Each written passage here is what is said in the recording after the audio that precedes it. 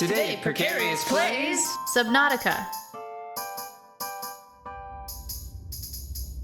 Alright, I've got it. It's a long one. Okay, I just want to see the inside of this pod. So here's the division of labor. Mm-hmm. I'm going to handle the stuff inside the base, and then you can handle the stuff outside of the base. Yes. That sounds fun. That All sounds right. like the optimal way to handle this. I continued to look up facts about the deep sea expedition. Penguins can go down pretty far. I did not know that. Yeah, like penguins can go down way deeper than humans. When I was scrolling that website, it was like, everything dies here, there's no light here, and there's a penguin. What? Like, that's what it felt like. It's like, all right, this is where the scary anglerfish live, and then some whales can get down here, and there's a penguin. Penguins below scary anglerfish. Yeah, just I mean, not for a long time, but I have to assume it takes time to get down there and back up, so... Oh no. What? I think I'm remembering the other thing. No, maybe you get that from, the Forgotten River. Welcome aboard, Captain. There's a more potent, no light version of the mushroom. And I'm worried you get it from the blood kelp zone. Well, we left the beacon out there. Yeah, we did, and it's not actually that. Nothing in this game is actually that far away until you get to the underground stuff. It's just emotionally distant. It's like we don't want to go accessing that file of our consciousness. So because I'm a dork, I would like to install a new grow bed. Okay, I don't have a problem with that. For the low light plants that we have to for these. Mm-hmm. So you're fine with that? Yeah, I mean, they don't need it, but you just want it, right? Yeah. I mean, yeah. Look, this is our hot base. We want to make it hot. Want to let it be hot.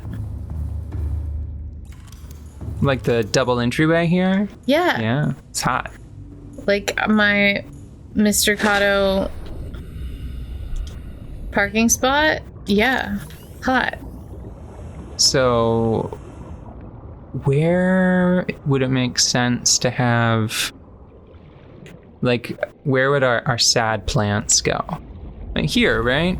Like under the struts? That seems a little inconvenient.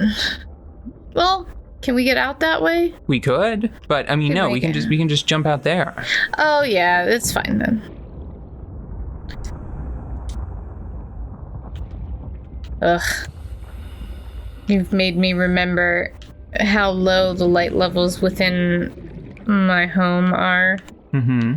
So basically I can only have sad plants. Oh, Yeah. I'm trying to find a spot for it, but it's not. Well, maybe we just need... Really? Perfect. No. Yeah. I kind of liked the idea of that doofy. No, there's got to be a spot around here where it can fit. Come on. Come on, game. Nope, doesn't want to let you do it. You know what I'm gonna Just put do? it next to the front door with the other one, but across. No, because like the Can you put them on the roof? maybe, but no.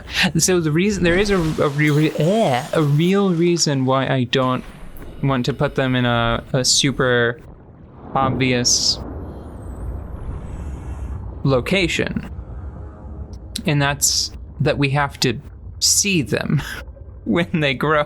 What's wrong with weird flora and fauna? They are a nightmare. I'm gonna go. This is a little bit wasteful, but I'm gonna go make a stable surface to put them on. All right. No, we've got plenty of lead. See, the reason why I thought it was wasteful is because I thought that we were like down to our last bit of lead. Mm-hmm. But we're not, so it's fine. Yes. And actually, this will even add to our base integrity if I put it close enough. Mm-hmm. Like there-ish, like... No, I wanna put it under,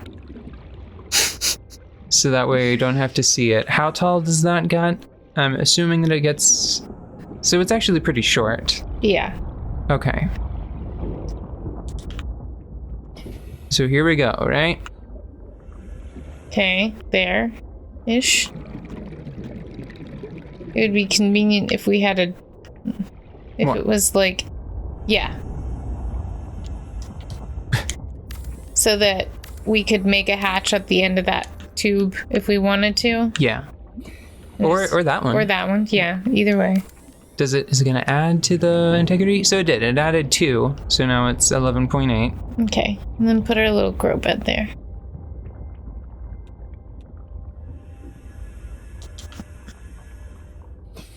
Now where is gonna like minimize the chance that I have to see this? Ooh, another crazy real life fact about Earth oceans is that y'all have fish in here that people forgot about. Like, people thought they were extinct. Okay, so now we've got these growing, so we can come back here later. Oh, is that why they're called blood kelp? They bleed a little. They bleed little bloops. Those little blood oil goos. Yeah. Yeah, that's the Oh, problem. neat. I mean, gross. It's just like that, but gross. But gross, right? Yeah, you know, like a fake thing like that would be. But let's make it spooky. Let's call it blood something. No, it's on the wrong side. Well, that's fine. Hold on. See, this is aquatic gardening. Mm-hmm. Gotta thin the seedlings.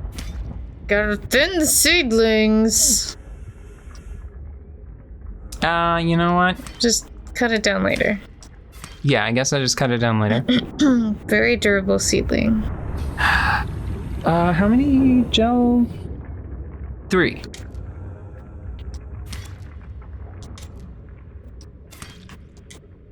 Okay, can we put...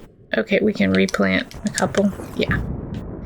It's funny how they're so small.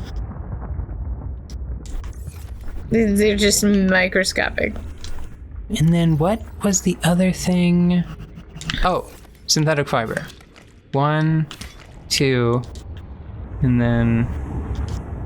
This counts as in the base. I know, stuff, because you're just shuffling to be stuff clear. around. I wasn't going to bother you about it because, like, I know that you're just walking in and out of hot base. Well, swimming in and out of hot base doesn't matter. The point is that... 3, and all of that is actually immediately gonna get combined with rubies to make aerogel. 1, 2, 3. Don't know where I'm going. Okay. But there are creatures that have been undisturbed under the water at deep sea levels for long enough for people to have thought that they went extinct and have only seen fossils of them until very recently. Wow. And it's like, whoa, bro, thought you were dead. What? Hi? Dude, where have you been? Under the water for 1,000 eons. Oh, and like giant squid are kind of like that too. We have no way to know how many giant squid there are. There's just no way we can figure that out. And they do all right. And then eventually they wash up somewhere being way too big. Way too big. Giant squid. Just like, oh, hey. I died, so... Thought I'd pop up. Hey, man. Here's all 19 feet of my ass. All my tentacles out here. You know, thought I wanted to give you some evidence of the stuff that nobody knows is going on. Glass to enameled glass. You know what I'm kind of freaked out about finding out? Is it ocean related? Oh, 'Cause absolutely. If so, I don't want to know about Absolutely. Look, I wasn't sure we were going to be playing Subnautica today, but I just wanted to load up on ocean facts for fun. Mm-hmm. And so there are many creatures that can survive very extreme conditions. Hold on, a power cell and then a battery. Yeah. And I would like to note that this is like a personal this is not hard science. This is a what if creepy scenario that I thought of that I have yet to investigate. So please do not take this as a thing that might actually happen, but maybe it could. Okay, so there are many things that can survive extreme conditions. Tardigrades, for example, you can just dry them out, like put them in a vacuum, come back, they resuscitate. Okay, you can also quantum entangle tardigrades, which is kind of a weird thing to do, but somebody did it. And I can't remember all of the details of that paper, except for my brain had to take a break at, we quantum entangled some tardigrades, and then I was like, oh, I'm gonna need a year or so to process that. So yeah, extreme conditions, right? The interesting thing about that is that I don't know if you have noticed Earth recently, but there's a lot of stuff that's melting. I had noticed that. There's a bit, lot of yes. stuff that's melting and catching fire and things like that. The hotness. But what I'm concerned with that is ocean related is the meltiness, because I figure that there are a lot of microbiome stuff, like little organisms, that would have been more relevant evolutionarily speaking and more present, like a long time ago, back when that ice was formed, but now that ice is thawing. So maybe some of those interesting little single-celled organisms might, like, come back? I don't know. I mean, like, they're studying bacteria and other single-celled organisms is kind of a big job, because there's just a countless number of species and difficulties in differentiating them and like all of that stuff. But wouldn't it be interesting to be able to uncover, as a result of the tragedy of the melting ice caps, a whole bunch of old, basically fossil species of bacteriums that are still functional because they survived their dormant stages in ice age for like thousands or hundreds of thousands or millions of years? Wouldn't that be cool? I guess that could be cool. Also pretty scary, because maybe one of those bugs likes to eat flesh or something. But, you know, like, curious. I keep thinking, like, what are we all gonna find in the ice, you know? Mm-hmm. Remember when they found that mammoth? I mean, they found a lot of mammoths now. I just feel like they're gonna find a lot of stuff. It's like a weird time capsule. Like an ecological time capsule. You know, because they take core samples of the ice to test for Earth's atmosphere at different periods of time based on bubbles trapped in permafrost. Mm-hmm. Yeah, it's like that, except for uncontrolled and dangerous. Like this blood cult. Oh, I should have put it deeper. Okay. I should have put it in a hole. Now, can you look at that again for a moment? What is more frightening about that? It's spiky. 7 out of 9 to inspire terror. I find the flowy, tickly one similarly poised aesthetically. I disagree. It is weird that they don't wave around. We are of 2 different minds. Mm-hmm. Which is part of what makes this friendship interesting.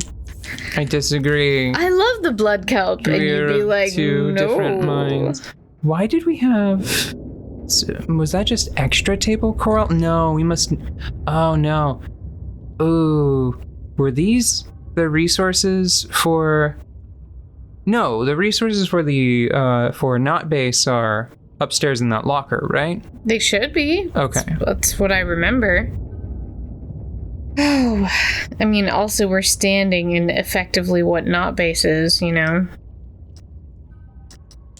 I know I'm just hitting you hard with all of the sea facts, but how are you doing?